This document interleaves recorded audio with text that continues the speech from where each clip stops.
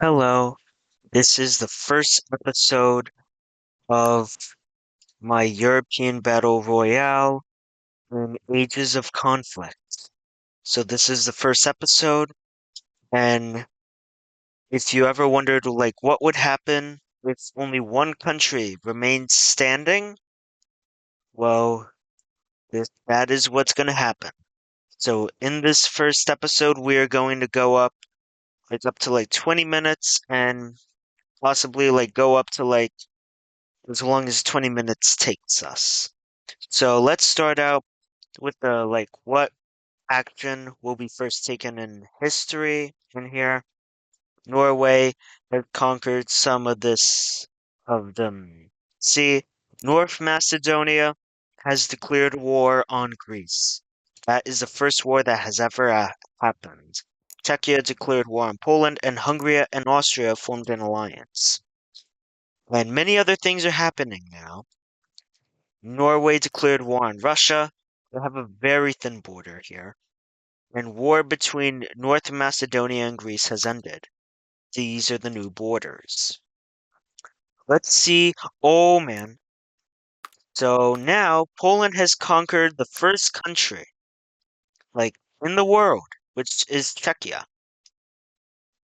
So Lithuania was at war with Belarus, and Estonia is at war with Latvia, but Latvia is pushing Estonia back.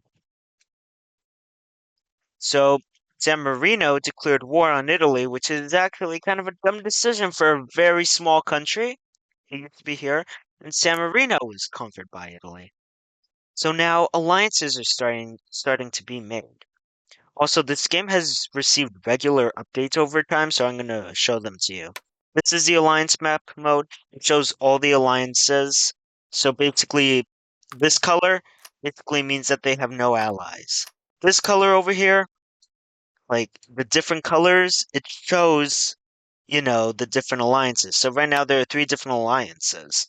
This one was started by Croatia, this one by Montenegro, and this one by Hungary.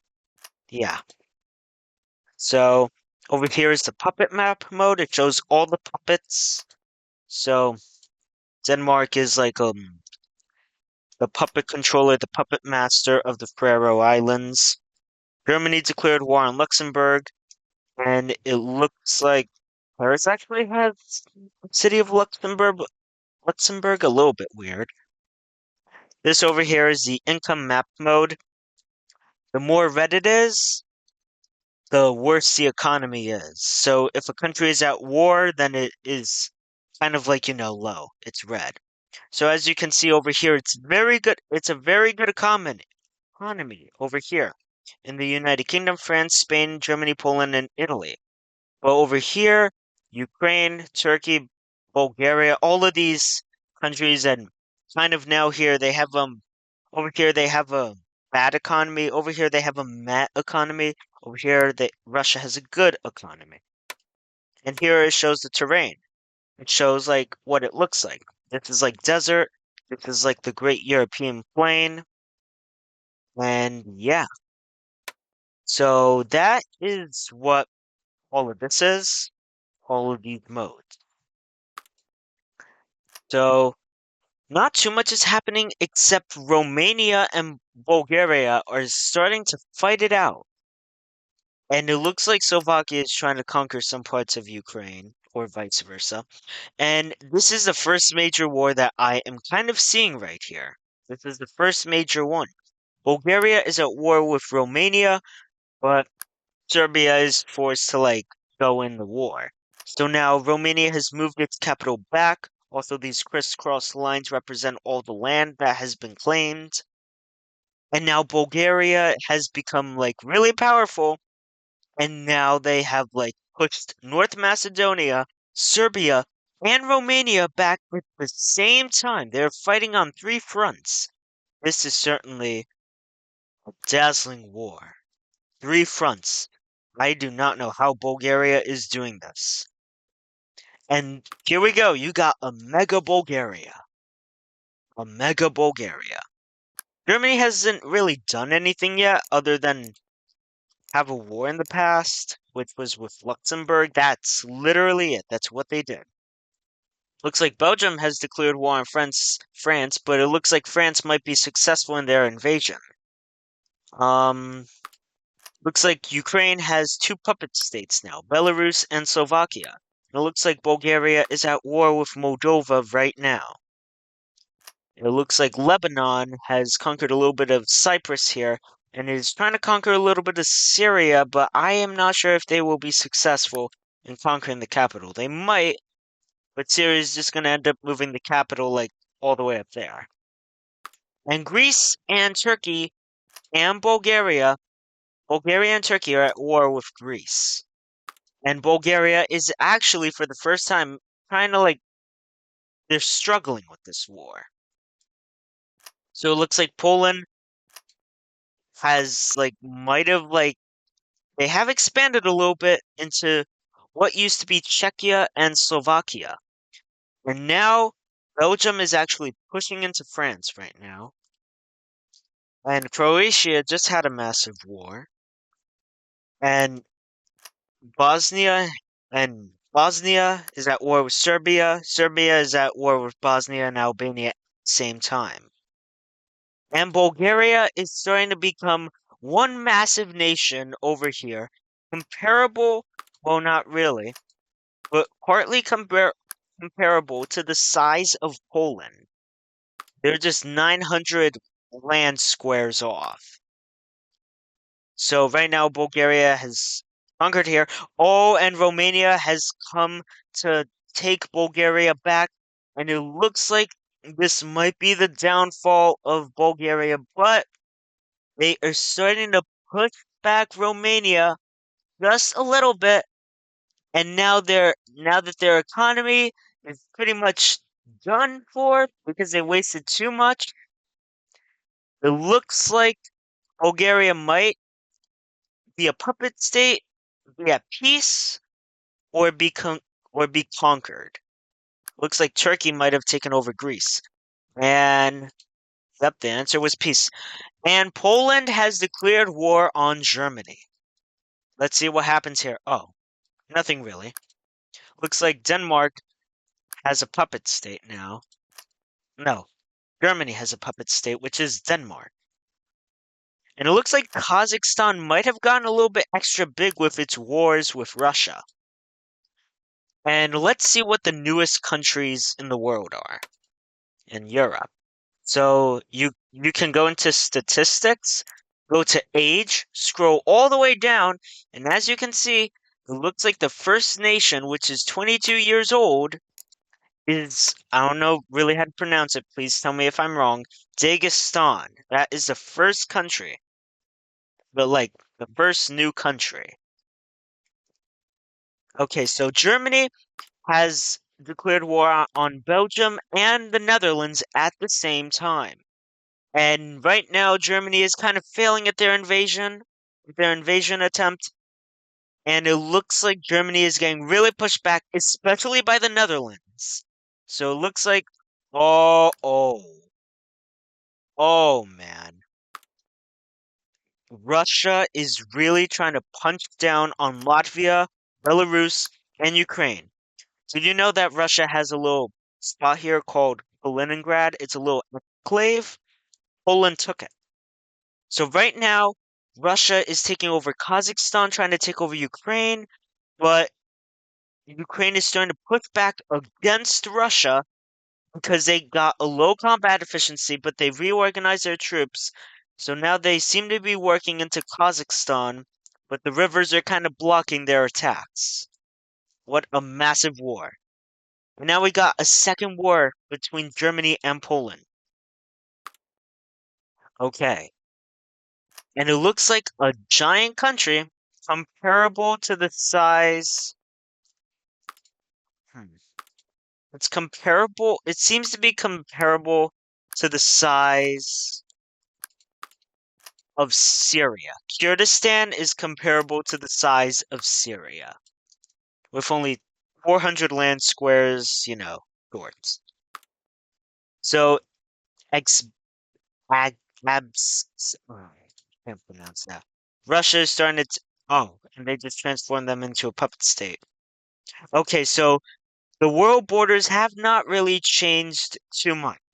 I kind of want to spice things up a bit.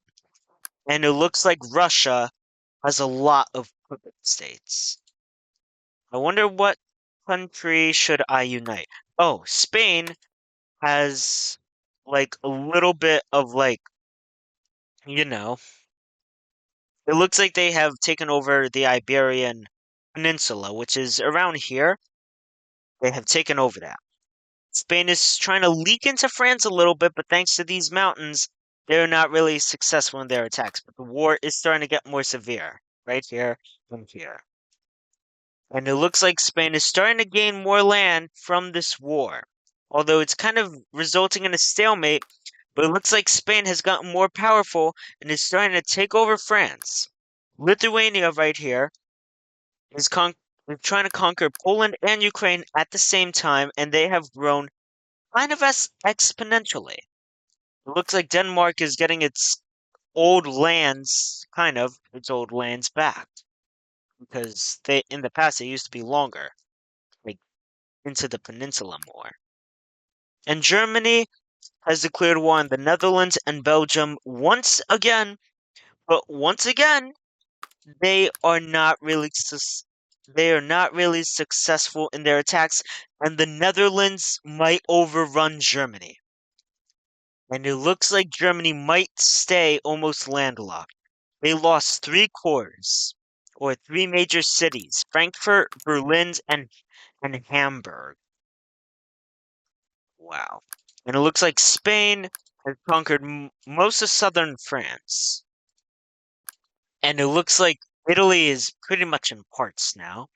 And Austria has now become not landlocked, which means landlocked means I think they're like pretty much like locked between all the countries, like many countries.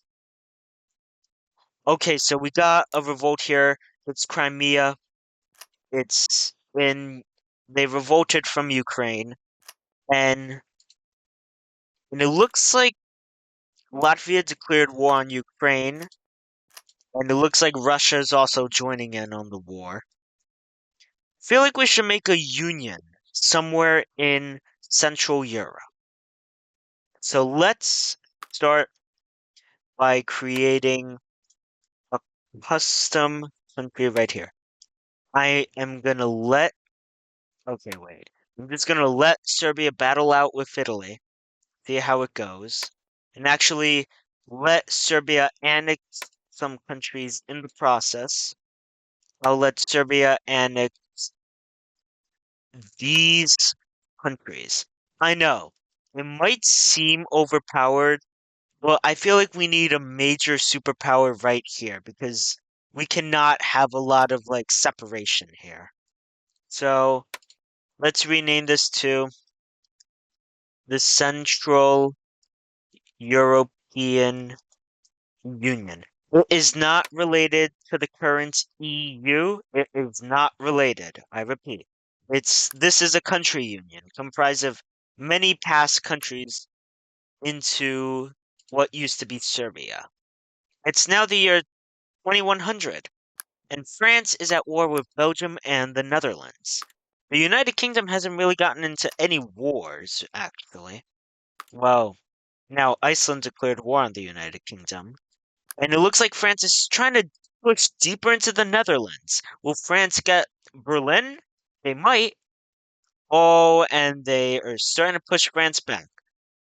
These are the final borders of France so far. Let's look at the income map again. Ukraine is not really doing good because of their war with Crimea, and so is the United Kingdom and Iceland. But Russia, the Central European Union, France, and Italy and Norway are kind of doing good. Okay. And it looks like there's a massive war spanning from the Baltic here to the Adriatic and the Mediterranean, from Germany and Austria and Italy. It's kind of a massive war. and Ukraine is trying to re-annex Crimea again, but now that Crimea pretty much has like a lot of money, they probably will not be able to be stopped. And Ukraine seems to be fighting on three fronts. Wait, one, two. I'm just gonna say that's a lot of fronts they're fighting on, and I am actually not sure if Ukraine will win. The Central European Union is starting to lose some land. Lithuania is starting to gain some land in Poland. This is a massive war. This is a massive war occurring in the Great European Plain. Ukraine, Lithuania, Latvia, Sweden, Poland, Austria, Germany, the Central European Union, Russia. Oh my God, so many countries are at war. And Ukraine is overall starting to gain some land. They have now annexed pretty much Moldova now, and Lithuania is really starting to get into Poland there. But Poland is starting to push Lithuania back. Ukraine has lost money. So either it's peace, they're going to become a puppet state, or they die.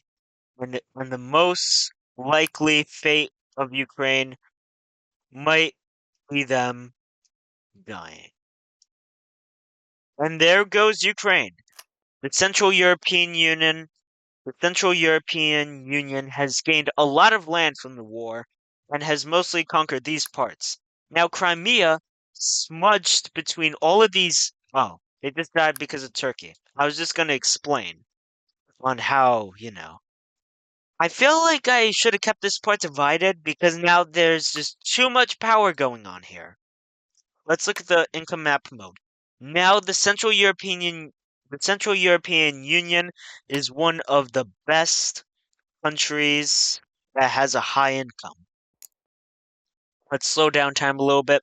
Let's really look at Germany and Poland fighting here and wait until 21 24. I do not know how to pronounce, you know. Okay, so it looks like Russia and Luhansk has just been conquered by Russia, and it looks like Russia has Sweden now, and it looks like they're trying to get some unclaimed lands. The United Kingdom has gotten some land in France a little bit and in Norway. They're starting to conquer Norway a little.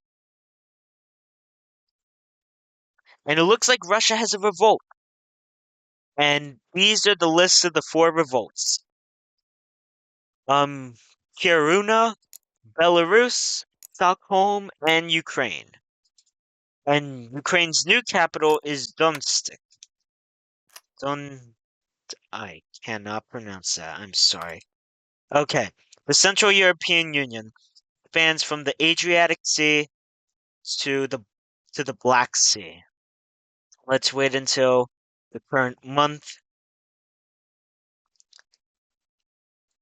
And a century later, in this game, this is how Europe looks like. Let's look at the brief analysis of the European map before the video will end. Okay, so this is Russia right here. They haven't really changed too much. They haven't really changed too much, but they have kind of gotten like a constant rate of growth. They have like, oh wait. It looks like Russia has lost a lot of land from its revolts here. Germany is now completely different. They have lost their capital, their past capital, Berlin, and now their capital is in Munich. France is kind of like the same.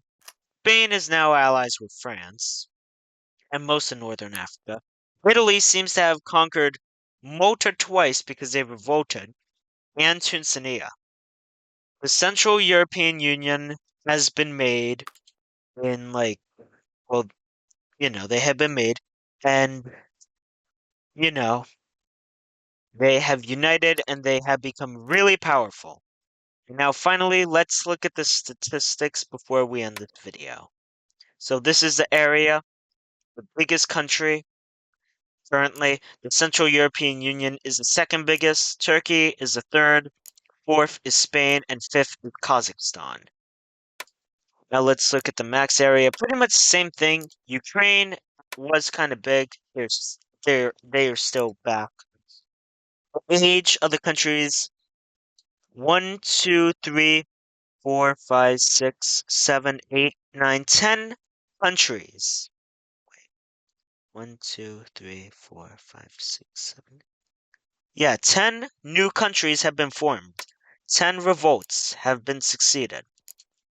And Spain has like the most gold right now, and income, the most income that I'm pretty sure, like how much income a country gets per second, it's the Central European Union with pretty much 130 gold per second. And now we look at the alliances finally. This is actually, let's use the alliance map mode. So these are all the alliances. Right here is like a tri-union alliance. Over here is a Middle Eastern alliance. Over here is a Western European alliance.